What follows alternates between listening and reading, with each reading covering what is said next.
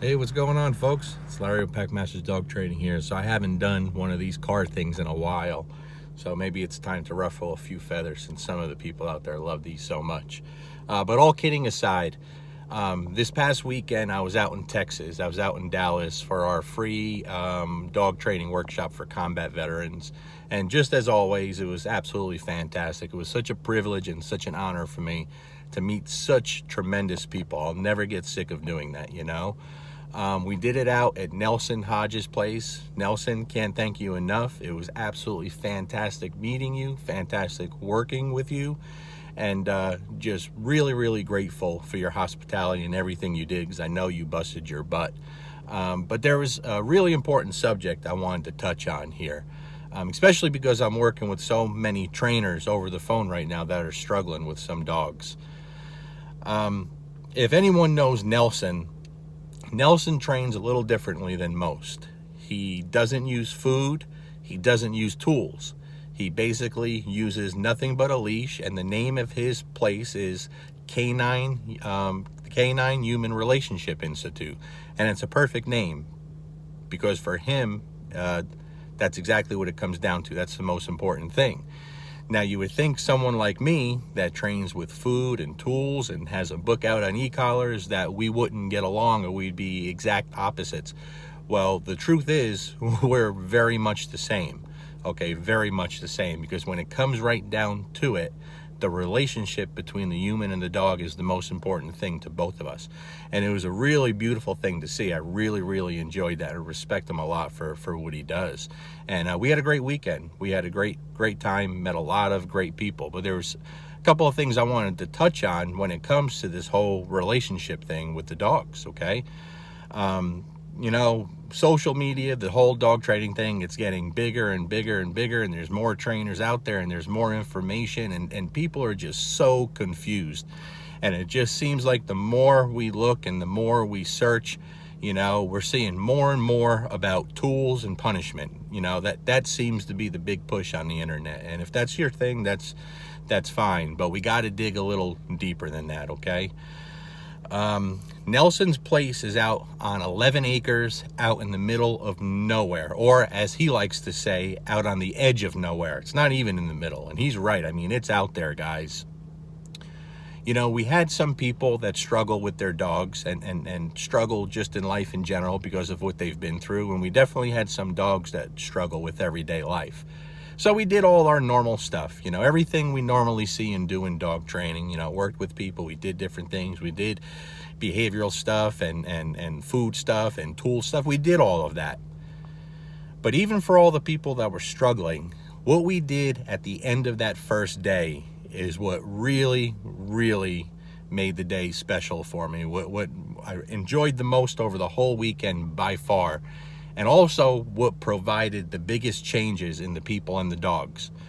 Out on Nelson's place, he has a lot of very natural things to use in training, okay? I'm talking like, let's say, natural place objects like tree stumps and logs and little man-made bridges over little creeks and, you know, things like that. And then there's a lot of man-made things in one area of his property, such as, you know, wooden pallets and weave poles he made out of fence posts out of wood and metal fence posts and little jumps and, you know, platforms that are high off the ground. Very, very simple things that, as Nelson says, he got for free. Everything was free, didn't pay for none of it. And out on the property, you have natural dog training things to use, such as, you know, big, you know, dirt mounds and hills that are pretty difficult to get up and down without really paying attention. You kind of get the picture, I hope, right? So the last day, what we did, he has several of those areas set up all along his 11 acres. And at the end of that last day, we went out as a group to take all the people. Nelson had shown me around the place the day before, so I knew what he had out there, and I fell in love with it instantly, like really did. So the end of that first day, we got all the people and all the dogs, and we went out for a group walk out through the property, getting all the dogs and all the people to work over and through all these little obstacles, some man-made, some natural.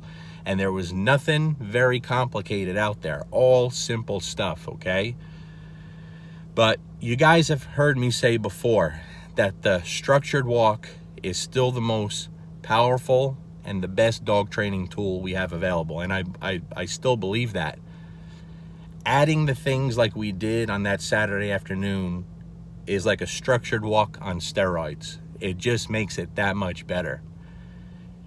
Basically, we got out there as a group and a team, and to watch how the dogs and the people change as they're working together, moving together, and helping each other over things and under things and through things as a team was an absolutely beautiful thing to see, to watch how the dogs and the people transformed. Pretty amazing. You know, a few of the dogs struggled just with being there around other dogs and around other people. They had a hard time. You know, they were visibly uncomfortable right from the start. Every dog in person was different after that group walk. It was absolutely amazing, guys. I mean, absolutely amazing. It's just so unbelievably, fundamentally simple, but so incredibly effective at the same time at building that bond and relationship between human and dog. The most important thing we have, you know. It was great. It was really great. There wasn't a single dog that growled at another dog or went after another dog. It was just everyone moving in harmony, and everyone, you could tell, was having the time of their life. You know, during the weekend, there was a few trainers that I mentioned in passing while I was speaking, and I talk a lot. You guys know that, right? And, you know, I didn't mention the trainers that most may know, or mention trainers that are known for, like, you know, advanced obedience or sport work or behavior modification. There are a couple of female trainers that I mentioned that I've just been so impressed with for a while. And one of them was Karina Melanie, who's, I think, up in the Northeast. She has a beautiful, beautiful female bully, and she posts a lot of stuff online. And there, you know, another one that I mentioned was Sabina Krupik, who I did meet at my St. Louis workshop. She has one of the coolest dogs I've ever met in my life. Big, beautiful Bernie, the St. Bernard, and she did have a female Pressa with her, I think, at the time too. And the reason I mention these two ladies is I see them with their dogs, and the relationship and the connection they have is as beautiful as it gets. It's everything. And it's not because of any tool that they're using or any obedience work that they're doing or anything that they're doing with food. They are constantly out there in real life pushing their dogs to the extreme. You know, out in the real world, out in the woods, on the mountains. I mean, just traveling all over the place. These dogs get to live like homeless dogs in beautiful places that are constantly moving and traveling and never on one place, but they're not homeless, and they're with incredible leadership, and it shows. You know, one of the things I told people about Sabina when I met her in St. Louis was she pushed her giant St. Bernard Bernie to do things that, to be honest with you, I'd be scared to do. I was so impressed with that. And because of the things she does, that dog is, you know, has more stability, is the most stable dog I've ever been around. He's as stable as they get and as versatile as it gets, even though he's a big, giant, beautiful beast. And it's because of that human and dog connection that she has by getting them out and spending time doing things together. Same thing with Karina. You know, here's a muscled up, giant musclehead of a dog that is off leash, running 10, 12 miles at a time through the mountains. Man, this girl's a rock star. I'm so impressed by and listen, there's tons of trainers doing beautiful things out there. It's just that these two keep popping in my head because of what I see them do with their dogs on a daily basis, which to me is the most incredible thing. You know, another woman I've been watching and just talked to a little bit today, as a matter of fact, is Catherine Smith down in Florida. You want someone who's doing obedience? Beautiful stuff. You watch the things she's doing with her lab, and when you see what her lab does with the power and the excitement and the love while still having that connection with the dog, it's unbelievable. That does not come from tools and punishment and suppression, guys. That comes from bringing the best out in that animal and having the love and the bond with that animal that nothing else can provide. And the beautiful thing is, when you bring the best out in a dog like that, the bad just has to leave. The bad says, screw you, I'm out of here. There's just too much good in this relationship. Makes it really hard for a dog to have behavioral issues or not make that connection with you when you get out there and you do these things together.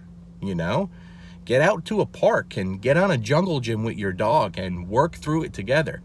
It's far better than any tool or any reward you can provide with your dog. You know what I mean? That human and dog connection is number one. And people are searching for it through tools and obedience and suppression and punishment. You're not going to find it that way. I promise you. You could hate me. There could be people, there are people that hate me and come after me on a daily basis. And you can say whatever you want about my training, my personality, anything. But the one thing that no person will ever be able to doubt or criticize is the connection I have with my animals. You can't do it. It's always been there, and it's always been the most important thing to me. It really has. So again, tremendous weekend. Thank you everyone for coming out. I made some lifelong friends. Thank you, Nelson.